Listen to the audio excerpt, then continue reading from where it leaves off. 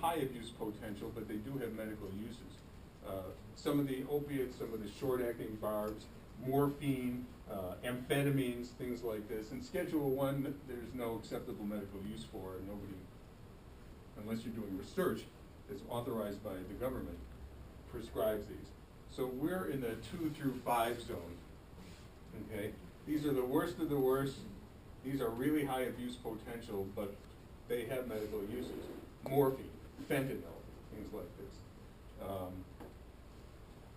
Oral pain medicines, benzodiazepines, and then some of the cough medicines. And, yeah? Is marijuana now a Schedule 2 drug? Marijuana is that's a really good question. I don't know where that falls anymore. I don't know where that falls.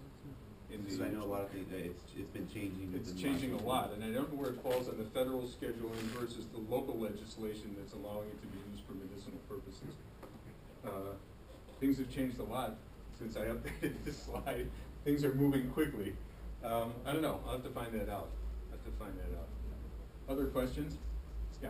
Is it true, like cocaine is a Schedule 2, it actually has like medical use, is that true?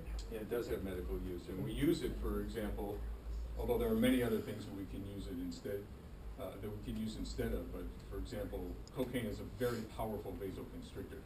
And a lot of times the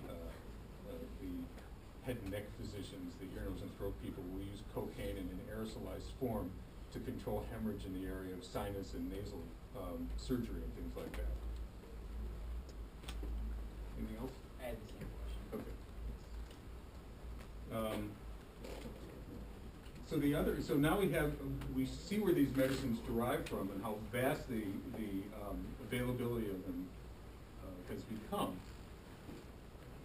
And then as we try to get our arms around quantifying and standardizing so we know how much of what drug we're giving so that we can anticipate how they're going to work, we get into issues of standardization.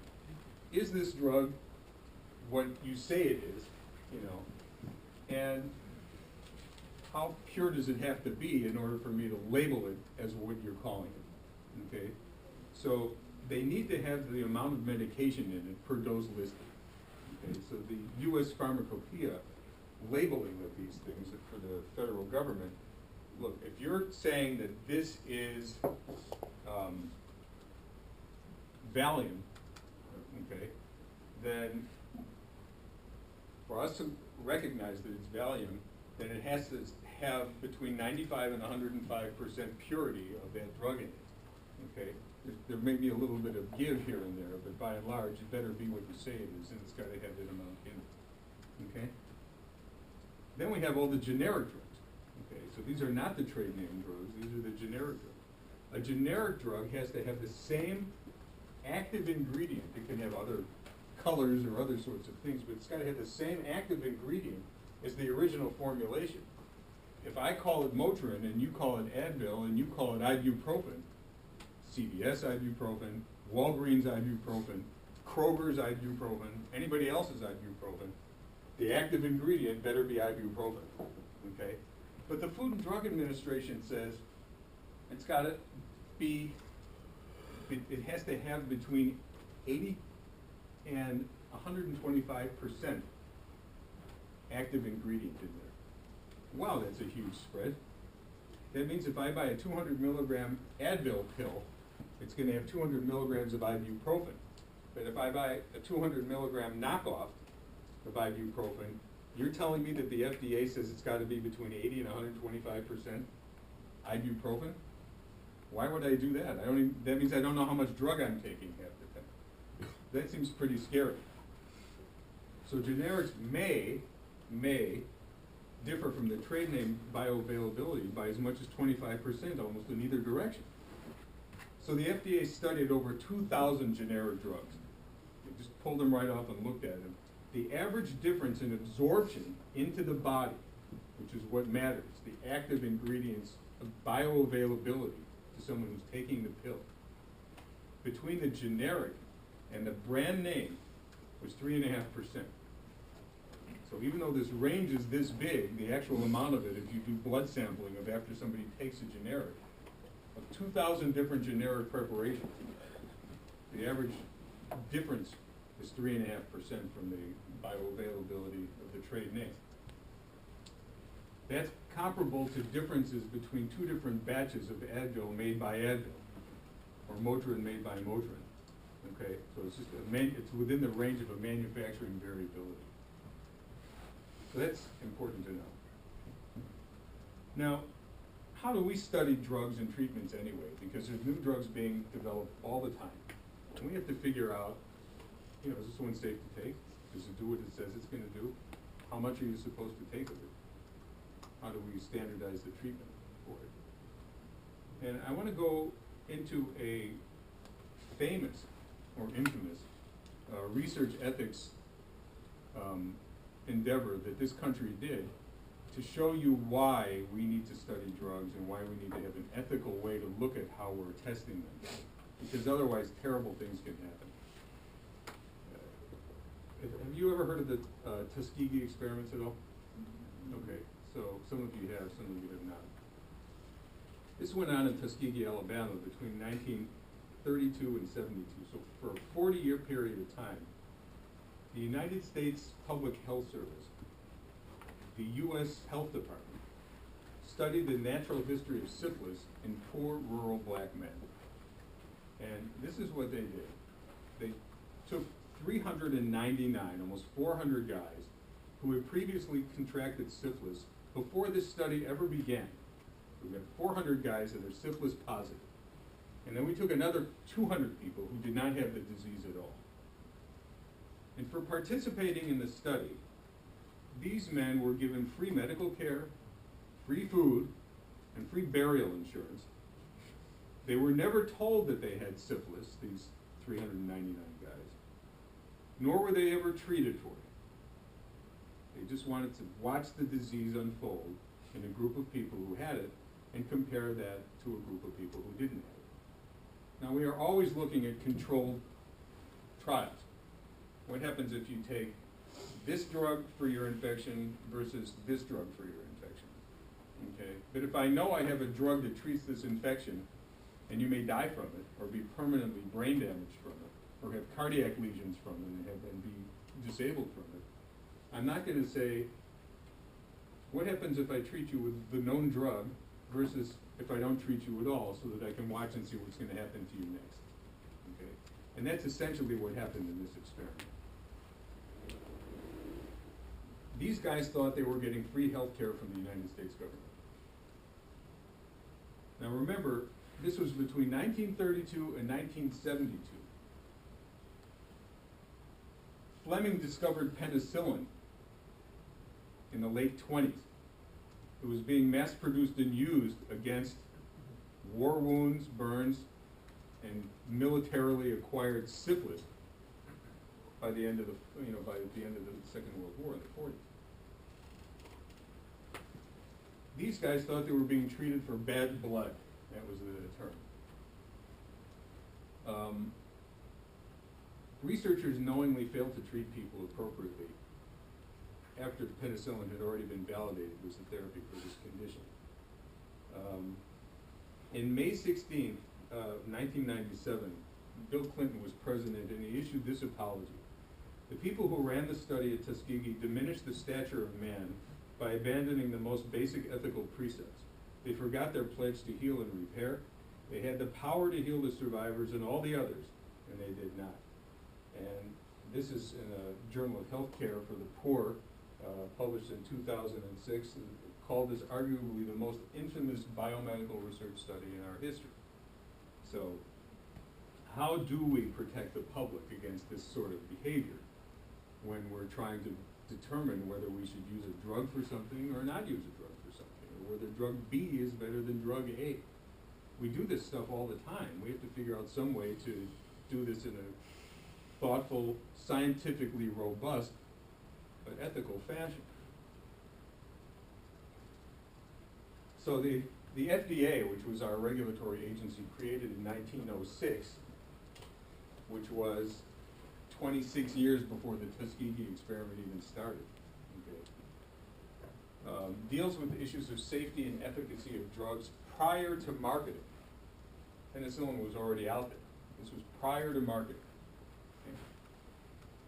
And they've set up an approval process for drugs so that the average time from the development, testing, and actual FDA approval of a new medication is 9 years.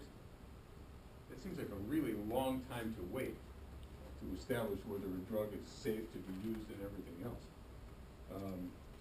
But when you look at how the scientific community goes through these things to protect humans against just this sort of crazy behavior, I think you'll understand why. And some drugs get fast-tracked because they look very promising, or there is no possible comparator that we can use, and the condition is so rapidly progressive and fatal that you accelerate the process. But here's what they do. First, these drugs are tested in 2 animal species to be sure that they don't kill the animals outright or do terrible damage to the animals right to begin with, okay? Then we go into human testing. So in clinical trials for human testing, a phase 1 test is we take this drug and we test it in healthy humans just to be sure that it is as safe in them in certain dosing as it was in the animal species. If it can't get out of the animal kingdom, it's not going to get into the human kingdom, at least it shouldn't. Okay. Phase 2 is now we're going to take between 50 and 300 patients, people who really have the disorder that the drug was designed for, and we're going to compare this drug to a placebo, okay, to a sugar pill, to see if it actually does what it's supposed to do, what it did in the lab, what it did in the animals, to see if it does what it's supposed to do, and at what doses we should optimize it. So we look at, what's the least you need for this drug to have the proper effect. Then the drug is released into phase 3 testing, so we're treating thousands of people who have the disorder the drug was designed for, and we're going to start to gather lots and lots of data of potential side effects so that we can see what the profile is. So if this drug is out and it does this, this, and this, which is exactly what we want it to do, but 90% of people get intolerable headaches when they take it, this may not be the drug we thought it was. We may need to go back and modify this drug so that it continues to do what we want it to do, but the side effects are more acceptable. Okay? There's probably not an antibiotic in the world that you can take that won't give somebody diarrhea. Okay? Because these antibiotics don't just go to your hand wound, they go throughout your bloodstream and they go into your gut. And they destroy gut flora. And that imbalance of what's growing in your intestines allows you to malabsorb. So, if you look at every antibiotic in any book, it will list somewhere as a side effect diarrhea, okay, or nausea or some GI symptom. But that's okay, because it's better to have diarrhea for a little while than to die of pneumonia. Okay, better to take this drug and plow through if we can. Okay. Then we go into phase 4 testing, and we compare the new drug to drugs that are already in use. They're already out there. We know that drug. It's been proven hundreds of thousands of times. So if you're going to bring out a new drug, you need to show me why it's more effective, why it'll cost, what its costs are going to be comparatively, and what the long-term outcomes are going to be. And maybe it is the best new drug, and we should go with it. Okay. But maybe it's not. Maybe it's no better than ordinary Keflex for your skin infection, and we don't have to go spend $150 for a 5-day course of treatment when you can get a generic version of this for $20 and be through with it. This better be a really much better drug for it, for those purposes. And some of it may be, yeah, but you only have to take the drug once a day for 3 days and you're finished. And then it'll stay around and you'll metabolize it for a week, but you're done. Rather than to take a drug 4 times a day for 2 weeks, you're going to miss doses and you're going to have other issues. And well, maybe that's worth it. Maybe we need a drug like that. So there's a lot of variables that go into this. Yeah. When you take the 50 to 300 patients and you give some the drug and you give some the placebo, isn't that kind of like the 399 when you're just watching But it's done with informed consent.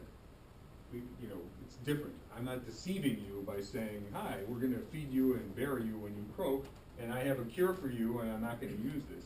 So basically what we're doing now is we've taken a drug that we've established what the dosing and safety is for it, okay? And we're going to compare, for example, let's say we have a drug for high blood pressure. And we know that the consequences of having marginal high blood pressure for a short period of time are pretty much nil. You can run high blood pressure for some period of time, and if you don't have any target organ symptoms, you don't have vision changes, renal changes, cerebral changes, cardiac changes, then you can run this blood pressure high for some period of time, and then we can get control over it that way. And sometimes it will take weeks and weeks and weeks to get control over it. So if I have a new drug that we're going to use, let's compare this drug and see if this actually brings your pressure down in the doses that we think it will do. And then we're going to be out of here pretty quickly, and then we're going to have to compare it to the existing drugs that are out there to show why my new one is better than your old one. Okay, so it's done in a very different way. It's done with informed consent. You know, people don't want to do with this stuff. No, I don't want this. I want the other one. So this has to be presented in some ethically robust way. You just can't take people and say, pick from, here's 2 brown bags. You can pick whichever one you want and see what happens, okay? We looked at this with the FastMag study in this county, okay? You know, these were people who had strokes. We had no known way to affect the outcome of a stroke in the field. So we can give you nothing, or we could give you nothing, because we had no intervention. Or we think that there are data that suggest that magnesium may mitigate the extent of the stroke if it's given within a certain period of time. We don't know the answer to that question. And so in order to answer the question, we're comparing a potential with a very low downside to something that we don't have any idea, that we know that nothing else seems to work. And so in order to prove that this is actually better than that, it may not be, it may be worse, but in order to prove it, we have to compare it against the existing standard. The existing standard is no therapy. That was not the case with the Tuskegee experiment. The existing standard was get penicillin. And they carried this on for, for 40 years, way into the 70s. Someone had a hand, yeah. For phase 2, would that be like if you're in the hospital and they'll say something like, we have a new drug or an experimental drug for your condition?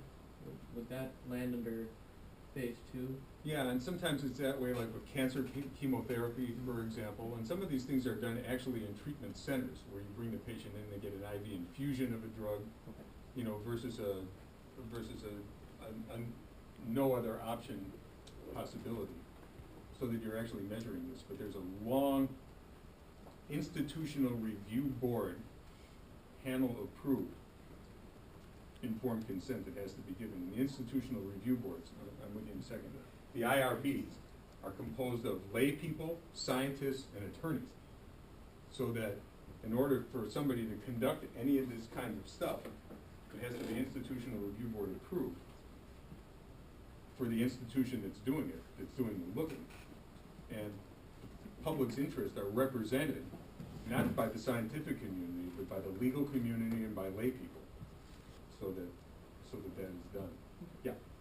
So what is like the time period difference between like phase 2 and phase 3? It depends on how long it takes to get an enrolled number of subjects in it. And these things fluctuate, because sometimes you'll find something early on in phase 2 that says, yeah, the drug does what it's supposed to do, but you have to give it in such walloping doses that it's inconceivable that somebody could take it.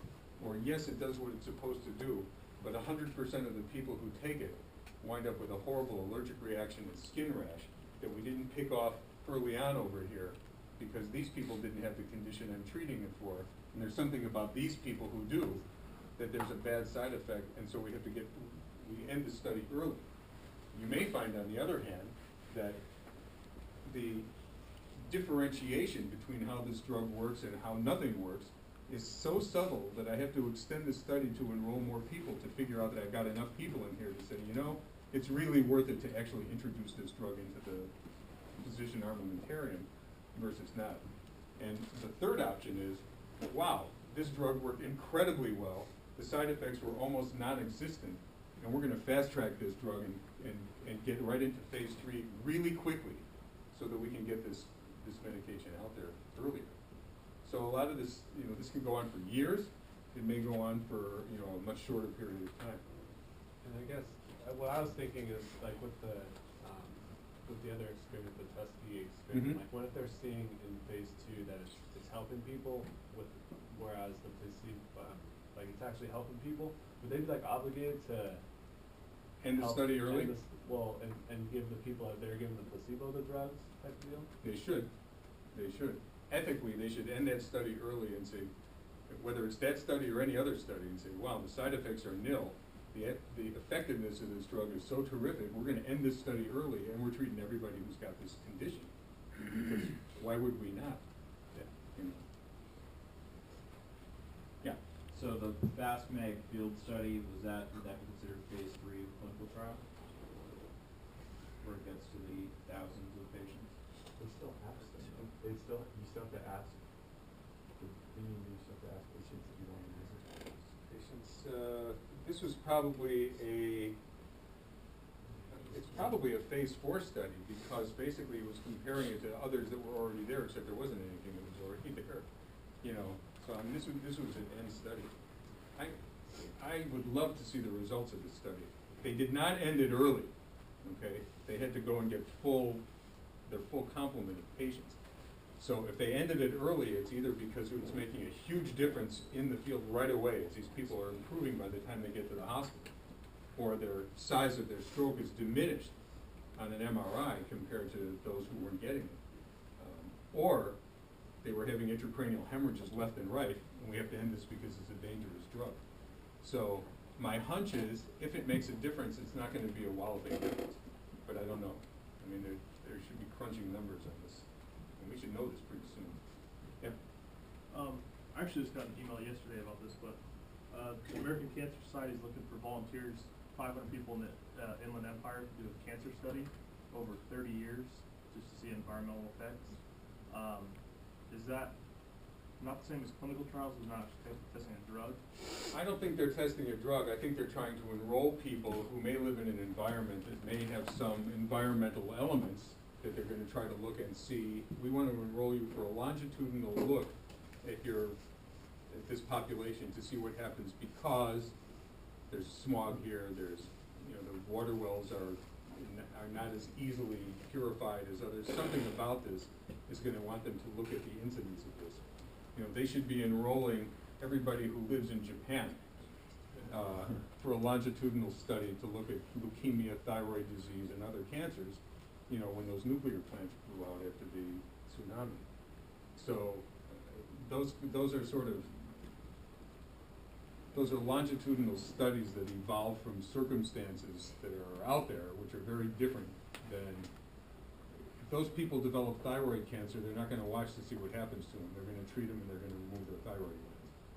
Do you see what I mean? Yeah. It's a different place. So if they come with a cure for cancer within that 30 years, Right, they ought to be treating these people. Yeah, you know. otherwise. And if they find that, you know, 40% of the population of children there winds up with a bone cancer in the Inland Empire that they're tracking for some period of time, they better be looking at what's so special about that community that's getting these kids with bone cancer. You know, so the environmental health people should get involved very aggressively and figure out what are the component pieces that are allowing this to happen in this population. There's a study there's a famous cardiology study that came out of Framingham, Massachusetts, the Framingham study. They started looking at the incidence of cardiac disease in people who live there and live their lives there. And they just sort of started saying, what happens to a population over time?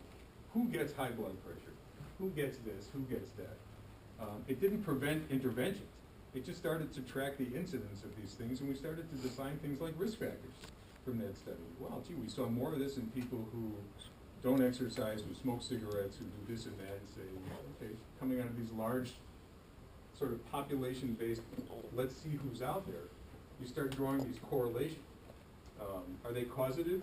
Probably not necessarily, but it's hard not to pay attention to people who are fat, diabetic, smoke, have high blood pressure, high lipids, and bad genetics, all for heart disease, and start saying, you guys are likely to get heart disease too, and we should be, you know, reducing those risk factors.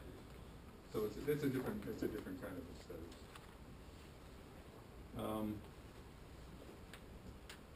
couple more and then we'll take a break.